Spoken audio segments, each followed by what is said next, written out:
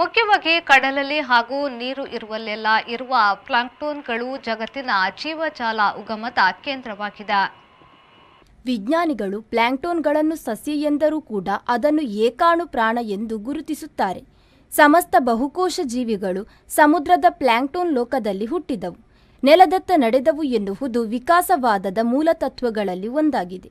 ಸಣ್ಣ ಮರಿ ಜೆಲ್ಲಿಮೀನಿನಿಂದ ಹಿಡಿದು ದೊಡ್ಡ ತಿಮಿಂಗಿಲಗಳವರೆಗೆ ಕೂಡ ಈ ಪ್ಲಾಂಕ್ಟೋನ್ಗಳು ಕಡಲ ಜೀವಿಗಳ ತಪ್ಪಿಸಿಕೊಳ್ಳಲಾಗದ ಆಹಾರವಾಗಿದೆ. ಪ್ಲಾಂಕ್ಟೋನ್ಗಳು ಕಡಲ ನೀರಿನ ಹರಿವಲ್ಲಿ ತೇಲಾಡುತ್ತಾ ಕೋಟಿಗಟ್ಟಲೆ ಸಾಗುತ್ತಲೇ ಇರುತ್ತವೆ. ಸಣ್ಣ ಅಣು ಸಣ್ಣ ಮೀನಿಗೆ ಆಹಾರವಾದರೆ ದೊಡ್ಡ ಕೂಟ ತಿಮಿಂಗಿಲಕ್ಕೆ ಆಹಾರ. ವಿಜ್ಞಾನಿಗಳು 1957ರಿಂದ ಒಂದು ಚೋದ್ಯವನ್ನು ಗುರುತಿಸಿದ್ದಾರೆ. ಪ್ರತಿ ವರ್ಷ ನಿಶ್ಚಿತ ದಿನದಂದು ಸಾಗರದ ನಿಶ್ಚಿತ ಪ್ರದೇಶದಲ್ಲಿ ಪ್ಲಾಂಕ್ಟೋನ್ಗಳ ಮೂಲಕ ಜೀವಮೇಳ ನಡೆಯುವುದೇ ಆ ಚೋದ್ಯ.